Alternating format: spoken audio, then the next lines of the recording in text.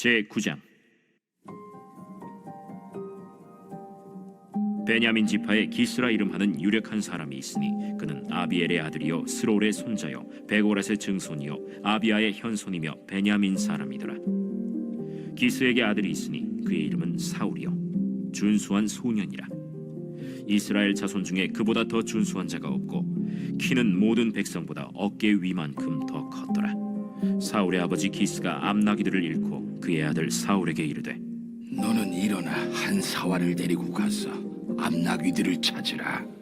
그가 에브라임 산지와 살리사 땅으로 두루 다녀보았으나 찾지 못하고 사알림 땅으로 두루 다녀보았으나 그곳에는 없었고 베냐민 사람의 땅으로 두루 다녀보았으나 찾지 못하니라. 그들이 숲 땅에 이른데 사울이 함께 가던 사환에게 이르되, 돌아가자.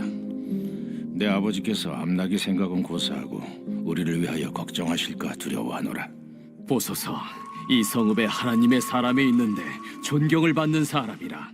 그가 말한 것은 반드시 다 응하나니 그리로 가사이다.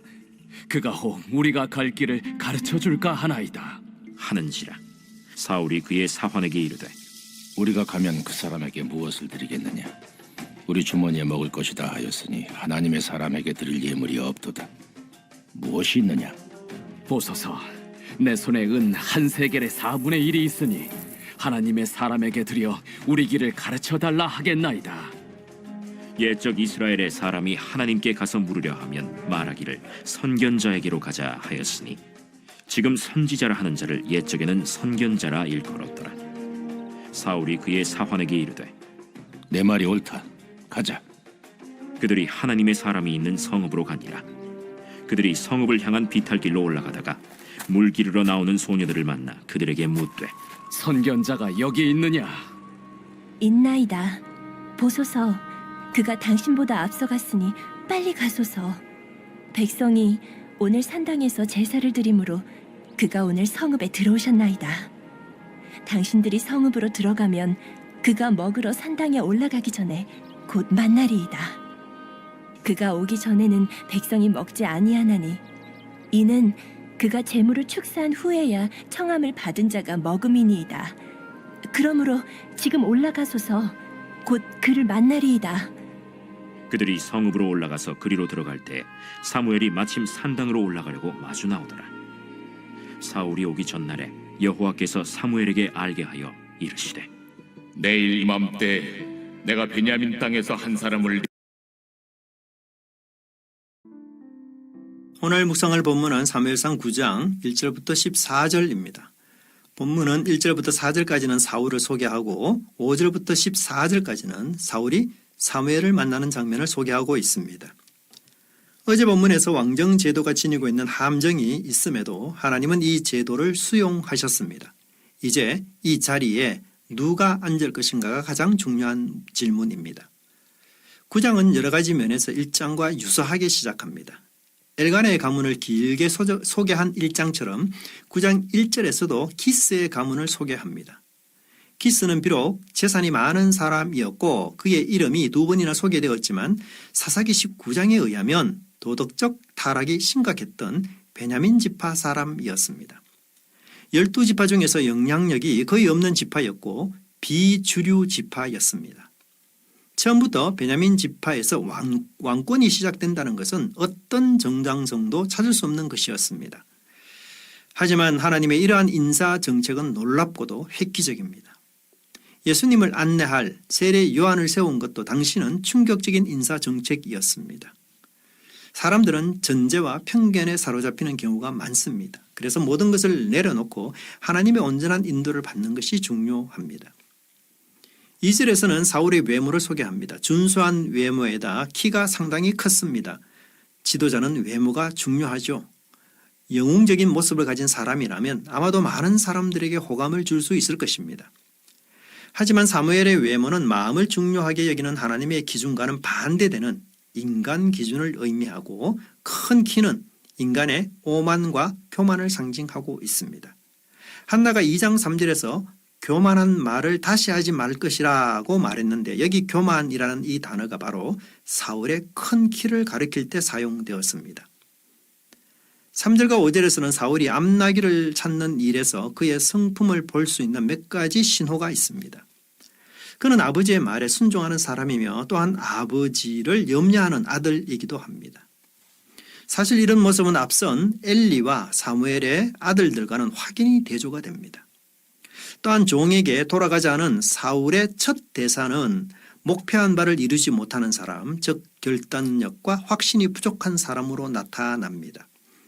사환의 말을 잘 듣는 사울의 모습에서는 겸손하지만 또한 우유부단한 모습도 보입니다.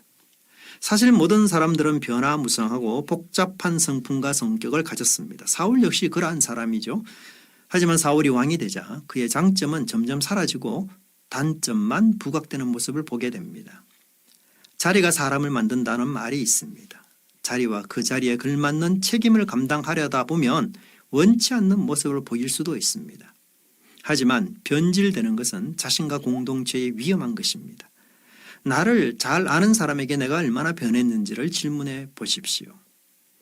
암나귀를 찾는 일에 거듭되는 실패와 사환의 지혜로운 대답은 사울이 사무엘을 만나는 기회를 마련하게 됩니다. 실패가 하나님의 인도로 사용되는 것이죠. 한나가 노래한 역전의 하나님, 그리고 인간의 생각과 달리 역사하시는 하나님을 여기서도 만나게 됩니다. 사울은 하나님의 사람을 만날 때 드려야 할 선물이 없다고 말합니다. 이것은 단순한 질문이지만 동시에 왕권의 성공은 선지자를 어떻게 대하느냐에 달려 있음을 암시하고 있습니다. 때마침 종에게 은 4분의 1 세겔이 있었고 사울과 사환은 하나님의 사람을 찾기로 결정합니다. 은 4분의 1 세겔은 은 3g 정도로 5,000원 정도에 해당하는 금액입니다. 아마도 당시 선견자는 개인의 문제를 초월적인 능력으로 해결해 주는 사람처럼 보입니다. 마지막에 작은 동전이 하나님의 뜻을 이루는 도구가 됩니다. 하나님은 보잘것없어 보이는 것들, 대단치 않아 보이는 사람들을 통하여 당신의 위대한 일을 이루시는 분이십니다. 11절에서 사울은 물 길러 오는 소녀들을 만나 다시 선지자가 어디 있는지를 묻습니다. 그런데 12절 13절에서 소녀들의 대답이 나오는데요. 꽤 길고 상세하며 장황하기까지 합니다. 아주 특이한 현상입니다. 아마도 외모가 준수하고 키가 큰 사울이 묻자 여인들이 그에게 관심을 가지며 서로 대답하려는 상황을 암시하고 있습니다. 그런데 우물, 남자, 여자라는 구도는 구약 성경에서 자주 등장하는 장면이죠. 이 구도에서 등장하는 남자와 여자는 대개 결혼하는 것으로 나타납니다. 하지만 여기서 사울은 물 깃는 소녀와 결혼하지는 않습니다. 왜냐하면 사울의 목적은 선지자를 만나는 것이지 결혼 상대자를 만나러 온 것이 아니기 때문입니다. 그러므로 사울은 후에 만날 사무엘과 결혼처럼 아주 밀접하고 긴밀한 관계를 유지해야 함을 알려주고 있습니다. 즉 왕은 아내처럼 선지자를 늘 곁에 두고 그의 말에 귀를 기울여야 합니다. 이것은 이스라엘과 하나님 사이의 이상적 관계입니다. 우리 역시 말씀을 곁에 두고 늘 묵상하며 그 말씀에 귀를 기울여야 합니다. 이것이 곧 하나님을 경외하는 길입니다. 이스라엘의 부흥과 강력한 힘은 왕에게서 나오는 것이 아니라 여호와 하나님에게로부터 나옵니다. 기도하겠습니다. 이스라엘의 미래를 염려하며 늘 한 발 앞서서 이끄시는 하나님의 주권적인 역사를 보았습니다. 인간의 편견을 뛰어넘어 역사하시고 실패를 의미 있게 만드시며 사소하고 연약하며 작은 자들을 통해서도 위대한 하나님의 역사를 이루시는 분임을 믿습니다. 또한 교회와 성도의 미래가 하나님의 손에 있음을 감사합니다. 위대한 사람, 능력의 사람이 아닌 말씀을 소중히 여기는 사람이 되게 하옵소서. 변질될 수 있는 나를 믿지 않고 변하지 않는 말씀을 내 속에 담게 하여 주옵소서. 예수님의 이름으로 기도합니다. 아멘. 1. 오심 기도. 하루 5번 마음을 다해 드리는 기도. 나는 죽었습니다. 제가 주인이 아니고 예수님이 저의 주인이십니다. 예수님은 십자가에서 죽으시고 부활하셨습니다. 부활하신 예수님을 가슴으로 만나서 따라가며 간증합니다. 사랑하는 가족과 함께 영광스런 승리를 노래합니다.